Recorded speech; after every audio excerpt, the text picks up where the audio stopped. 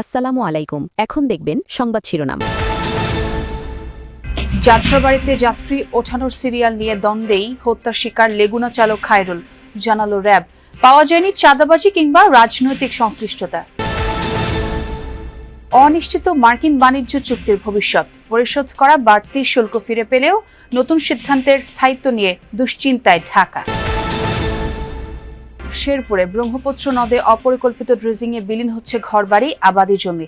প্রভাবশালীদের বিরুদ্ধে অভিযোগ স্থানীয়দের, ব্যবস্থা নেওয়ার আশ্বাস প্রশাসনের।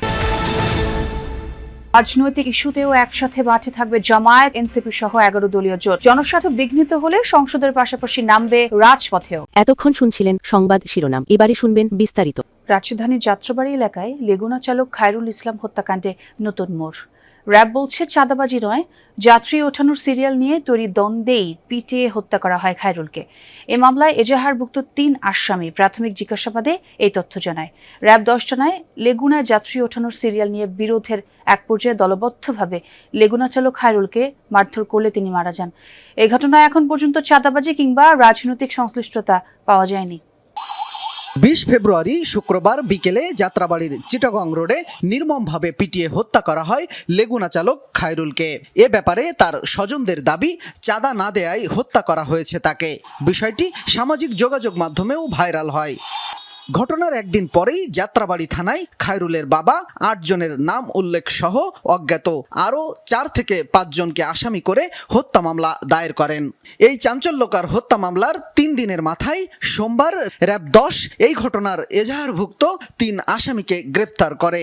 গ্রেপ্তারকৃত আসামিরা হলেন সোহান মুন্সি, মোহাম্মদ হৃদয় ও শাকিল। 3 আসামিকে গ্রেফতারের পর প্রাথমিকভাবে জিজ্ঞাসাবাদ করেছে র্যাব 10। পরে সন্ধ্যায় সংবাদ সম্মেলন করেন যাত্রাবাড়ি ক্যাম্পের ভারপ্রাপ্ত company commander SM Hasan Siddiqui. তিনি বলেন, গ্রেফতার আসামিরা জানিয়েছে লেগুনায় যাত্রী ওঠানোর সিরিয়াল নিয়ে বিরোধ শুরু হয়। এই বিরোধের এক পর্যায়ে দলবদ্ধভাবে লেগুনা চালক খায়রুলকে মারধর করলে তিনি মারা যান। যতটুকু জানতে পেরেছি যে লেগুনার যে সিরিয়াল থাকে একটার পর একটা সিরিয়াল, এরা মূলত হচ্ছে সবাই লেগুনা কেন্দ্রিক চালক এবং ড্রাইভার। এই সিরিয়ালকে কেন্দ্র করে ওনাদের মধ্যে কথা কাটাকাটি হয়। কথা কাটাকাটির এক পর্যায়ে তাদের মধ্যেই মারামারিটা, হাতাহাতিটা সংগঠিত হয় এবং এর ফলশ্রুতিতে ঢাকা মেডিকেলে নিয়ে যাওয়ার পরে ডাক্তাররা তাকে মৃত ঘোষণা করে।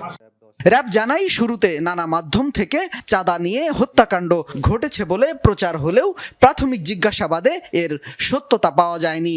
আসামি ও ভুক্তভোগী কারো সাথেই চাঁদাবাজি কিংবা রাজনৈতিক সংশ্লিষ্টতা পাওয়া যায়নি বলেও জানায় র্যাব। চাঁদার বিষয়টা আমরা এখনো পাইনি আর কি। আমাদের যতটুকু আমরা জানতে পেরেছি, চাঁদার বিষয়টা আমরা পাইনি। আমরা পেয়েছি যে ওই সিরিয়াল যেটা থাকে ওইটাকে কেন্দ্র করেই মূলত এই ঘটনাটি ঘটেছে। যুক্তরাষ্ট্রের শুল্কারোপ নিয়ে তৈরি হয়েছে সংকট। নতুন করে ধার্য করা 15% শুল্কায়ন কতটা স্থায়ী হবে তা নিয়েও আছে দুশ্চিন্তা। বাণিজ্য চুক্তির ভবিষ্যৎ কি হবে সেটাও জানে না কেউ। বিশ্লেষকরা বলছেন, পারস্পরিক শুল্ককে কেন্দ্র করেই বাণিজ্য চুক্তি করে যুক্তরাষ্ট্র। তাদের প্রশ্ন, যদি সেই শুল্কই বাতিল হয় তাহলে বাণিজ্য চুক্তি কেন? বাণিজ্য সচিব জানান, চূড়ান্ত সিদ্ধান্ত এখনো নেওয়া হয়নি, তবে বাণিজ্য চুক্তির এখন আর কার্যকারিতা নেই, বাতিল হবার সম্ভাবনাই বেশি। শুল্ক ইস্যুতে গেল বছরের এপ্রিল মাসে বিশ্বজুড়ে ঝড় তোলে যুক্তরাষ্ট্র সরকার। 157টি দেশে আরোপ করা হয় রেসিপ্রোকাল ট্যারিফ বা পারস্পরিক শুল্ক। প্রথমে বাংলাদেশের জন্য শুল্ক ধার্য করা হয় 37%, তারপর কমিয়ে নির্ধারণ হয় 35%। বাণিজ্য ঘাটতি কমাতে চুক্তি করার শর্তে গেল আগস্ট মাসে শুল্ক কমে দাঁড়ায় 20%। চুক্তি স্বাক্ষরের পর 1% কমে নির্ধারণ হয় 19% শুল্ক। তবে গেল 20 ফেব্রুয়ারি পারস্পরিক শুল্ক বাতিল করেছে মার্কিন সুপ্রিম কোর্ট। তারপর বিশেষ ক্ষমতায় 2 দফায় আবারও শুল্ক ধার্য করেছে ডোনাল্ড ট্রাম্প। নতুন শুল্ক হার এখন 15%। শুল্ক আরোপের নতুন এই সিদ্ধান্তে তেমন চাপে নেই বাংলাদেশ, বরং এই শুল্কের স্থায়িত্ব নিয়েই এখন দুশ্চিন্তা। তবে এতদিন পরিশোধ করা বাড়তি শুল্ক ফেরত দেওয়া নিয়ে নেই উদ্বেগ, কারণ তা পরিশোধ করেছে মার্কিন ক্রেতা প্রতিষ্ঠান। যেরকম একটা ইউনিভার্সাল রেটের উপরে ছিল ট্যারিফ স্ট্রাকচারটা, এখন কিন্তু আমরা সেখানেই চলে গিয়েছি। সুতরাং ওইভাবে চিন্তা করলে আসলে আমাদের জন্য নতুন করে খারাপ হওয়ার তো কিছু নাই। যদি এটা থাকে, নতুন একটা ট্যারিফ ডেফিনেটলি ইমপ্লিমেন্ট হবে। দেশভেদে বিভিন্ন ট্যারিফ হতে পারে, এখন এটা আসলে ডিপেন্ড করবে কিভাবে আমরা নেগোশিয়েট করছি তাদের সাথে। পারস্পরিক শুল্ককে কেন্দ্র করে স্বাক্ষর হওয়া বাণিজ্য চুক্তি নিয়ে জটিলতা এখন তুঙ্গে। চুক্তির শর্তে চাপে পড়েছে বাংলাদেশ। আমদানিতে যুক্তরাষ্ট্র নির্ভরতা বৃদ্ধি, বোয়িং, কৃষিপণ্য ও জ্বালানি ক্রয়ের চাপের মধ্যে যোগ করা হয়েছে সামরিক সরঞ্জাম কেনার শর্ত। কিছু নির্দিষ্ট দেশ থেকে সীমিত করতে হবে আমদানি, যুক্তরাষ্ট্রের কোনো পণ্যে কোটা আরোপ করা যাবে না।